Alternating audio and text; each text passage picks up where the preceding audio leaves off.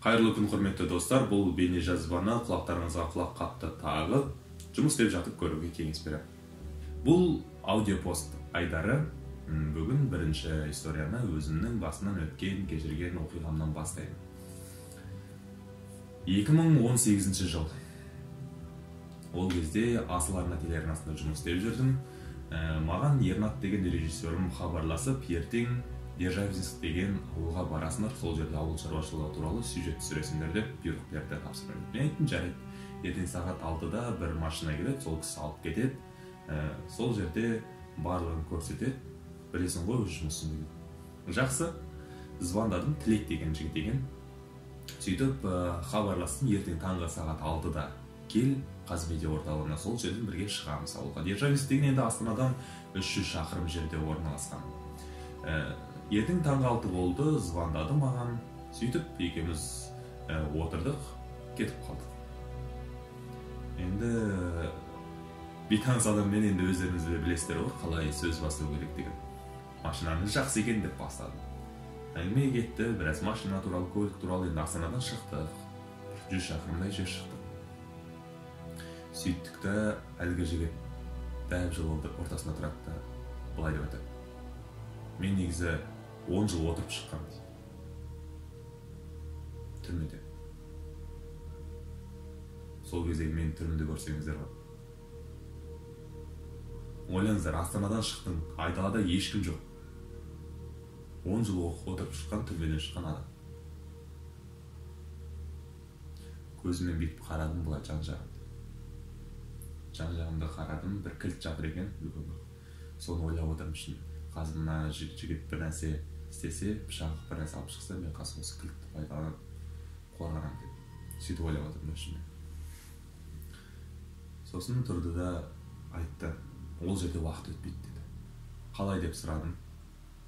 Ұзақ ойланып тұрды да былай жауап берді. Мен Тараздікімін. Ол жерде көп стол, орлық қарлық деген көп. Бір күні ағаларым маған айтты, бір тірлік бар, соған барайық деді. Сосын бардым, сен атасында тұрасың деді. Атасы деген ол қарап тұруда айналадан шығып, адамдар келе жатыр ма, біреу бар ма, жоқ па деген. Сол мен сыртта күзет тұрмын десамда, әлгілер кірді, мен ағаларым кірді де, әйелі мен күйеуі екен, екеуін ұрып, соғып, байлап тастады. Ана жақта қыздары бар, ол жерден ақша аламыз да кетеміз деп айтты маған. Бір уақытта орыс керіс болып, айғай-шу шығып кетті дейді. Содан кейін оқтың дауысы естілді дейді. Қарсы деді дейді да бір нәрсе. Бүйтіп қарадым, сразу қанша шырап жатыр дейді шықты. Не болған деп ана жақтан бақырып жатыр қыздар. Әйелдің дауыстары бақырып жатыр дейді. Шош кеттім, не болды деп. Ішімнен қорқып отырмын. Тезірек кетсе екен деп. Содан кейін азан уақыттан кейін екінші рет оқтың дауысы шықты дейді. Сөйтіп бүйтіп қарап едім, әлгі ағаларым ана қыздарын зорлап жатыр екен. Содан кейін сол жердегі бір отбасын полностью өлтіріп кеткен. Ақшаны алдық. Сонда қалған ақшамыз 350 мың теңге дейді. 350 мың теңге. 4 адамның шағы. Сосын әлгі ақшаны алдық, бізге енді өзіміздің үлесімізді үлестіріп берді. Бір 10 мың теңге ма, 20 мың теңге ма, сондай ақша берген ғой. Бірақ мен өз-өзіме серт бердім. Болды, мен мұндай оқиғаға бармайым, бұл менікі емес, мен бұлай өмір сүрмеймін деп. Болды, мен содан кейін оқуға түскен колледжға. Бір күні колледжда отырмын, лекция болып отыр. Арада 1 жыл өткен. И естіға участковыйлар келеді. Участковыйлар келді, мен фамилиямды айтты. Тұрдым орнынан.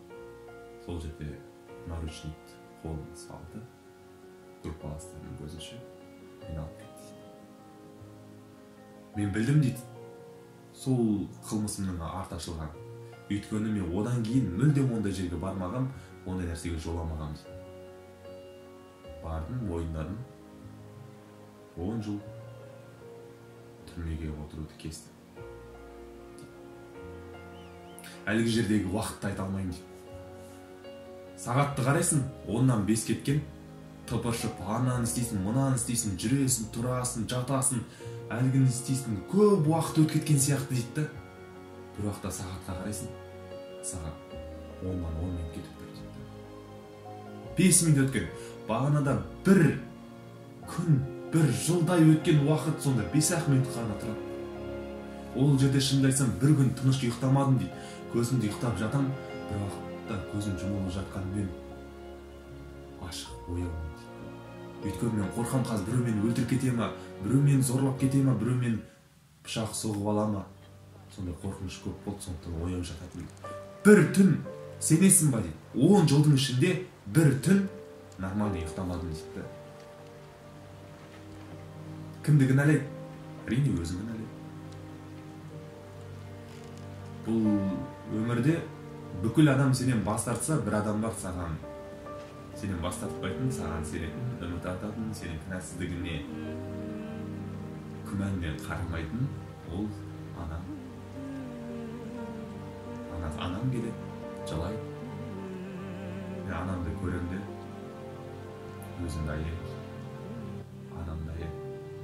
Өйткені мен анам темір тордың ар жағынан мені көрмеу керек еді. Мені ол биіктерден, мақсат шыңдарынан көру керек. Ал мен болсам, анамның парызын көз жасымен қайтарып жатырмын да өзім. Неткен мен перзентпін. Қандай перзентпін. Мен егер анашым, егер мен осы түрмеден шығайын, уақытымды өткізейін, болды, мен одан кейін мүлдем жоламайын деп айттым дейді. Бірақ қашан 10 жыл деген бір ғұмыр ғой, бір жастық шақ. Бүкіл жастық шағын еңбек ететін, ақша табатын, махаббаттың қызығын көретін, армандайтын уақытымды мен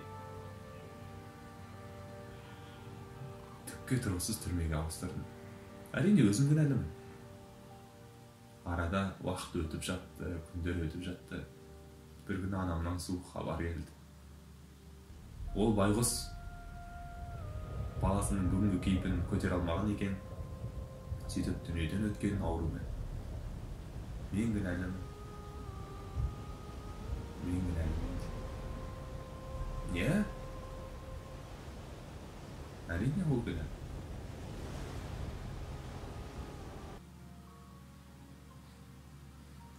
Сөйтіп, уақыт бәрібір де өтеді екен. Бәрібір де өтеді. 10 жыл, ғасыр, 10 ғасырдай өтіп кетті. 10 ғасырдай өткеннен кейін анам жоқ бірақ. Сөйттім да шықтым түрмеден. Бұрынғы достарым жоқ. Баяғы класстастарым үйленіп кеткен, балалы, шағалы. Баяғы мен ғашық болған қыздар ана-атам отыр. Сол кезде оқып жүрген, білім алып жүрген жігіттер бір креслода отыр. Ал мен ештеңкем жоқ. Анам да жоқ. Мақсатым да, арманым да жоқ. Түрмеден шыққан күремшік тілек. Менмін дейді. Болды. Бірақ мен алдымда анама көрсете алмаған жақсылығымды әкеме көрсетемін дедім. Сөйттім да мен еңбектендім дейді. Мен бүкіл жұмысты істедім. Мен стройкада жүрдім, мен эстода жүрдім, мен машина жудым. Істемеген қара жұмысым қалмады. Күніне 4-ақ сағат қана ұйықтаймын. 2-3 жерде жұмыс істеп жүрмін. Өйткені мен әлгі 10 жылдың есесін қайтаруым керек. Сондықтан мен еңбектенуім керек. Мен тыныш жата алмадым. Өйткені мені ойлар, сансыз сұрақтар мазалайды, сондықтан мен еңбек еттім. Сөйттім да мына Астана, Павлодар, Астана, Алматы, Шымкент, Астана деген бағыттарда бір газельдер ойдым. Қазір түрмеден шыққаныма 3 жыл болды. Бәрі жерге бір газель қойып тастадым, бизнестерімді қойып тастадым. Стройкадағы бір бизнесім бар, сонымен айналысамын. Маған енді есесін қайтару керек дейді ол уақытта. Иә, қазір Аллаға шүкір үйлендім дейді. Бірақ әйелімнің туыстары менің адамның қанын мойнына жүктеген адам екенін бетіме басты. Қазір мен олармен араласпаймын. Әйелім де олармен араласпайды. олармен араласып қажет не дейді маған.